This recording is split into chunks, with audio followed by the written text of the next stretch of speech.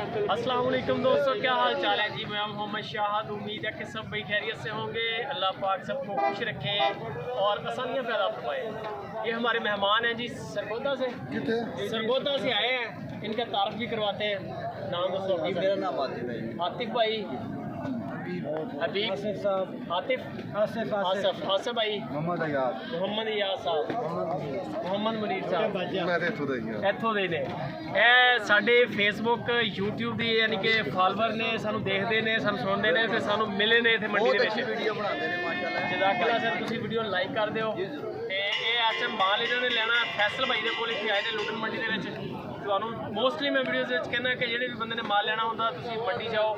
3 ਮੰਡੀਆਂ ਫੈਸਲ ਭਾਈ ਕਰ ਰਹੇ ਨੇ, ਸ਼ੇਖ ਵੈਨ, ਮੱਲੂ ਮੋੜ ਤੇ ਲੁੱਟਨ ਮੰਡੀ। ਤੁਸੀਂ ਕਿਸੇ ਵੀ ਮੰਡੀ ਜਾ ਕੇ ਮਿਲ ਸਕਦੇ ਹੋ। ਬੜਾ ਅੱਛਾ ਆਤਮ ਭਾਈ ਤੁਸੀਂ ਕੀਤਾ। ਤੁਸੀਂ ਸਰਗੋਦਾ ਤੋਂ ਆਏ ਹੋ। ਸਰਗੋਦਾ ਇੱਥੋਂ ਕਿੰਨਾ ਫਾਸਲਾ ਹੈ? ਤਕਰੀਬਨ ਹੈ 300 ਕਿਲੋਮੀਟਰ। 300 ਕਿਲੋਮੀਟਰ ਦੂਰ ਬੰਦੇ ਆਏ ਨੇ ਇੱਥੇ ਲੁੱਟਨ ਮੰਡੀ। ਪੰਜਾਬ ਸਮਝ ਲਓ ਕਿ ਨਾਰਥ ਪੰਜਾਬ, ਸਾਊਥ ਪੰਜਾਬ ਆ ਜਾਂਦਾ ਭਾਈ। ਤੇ ਕੋਈ ਵੀ ਬੰਦਾ ਆਉਣਾ ਚਾਹੇ, ਨੰਬਰ ਫੈਸਲ ਭਾਈ ਦਾ ਸਕਰੀਨ ਤੇ ਹੁੰਦਾ ਅਕਸਰ। ਫੈਸਲ ਭਾਈ ਕਿੱਥੇ ਨੇ? ਹਾਂ ਜੀ, ਫੈਸਲ ਭਾਈ ਨੇ। ਇਹਨਾਂ ਦੇ ਕੋਲੋਂ ਜਾਨਵਰ ਲੈਣ ਆਏ ਮਾਸ਼ਾਅੱਲਾ।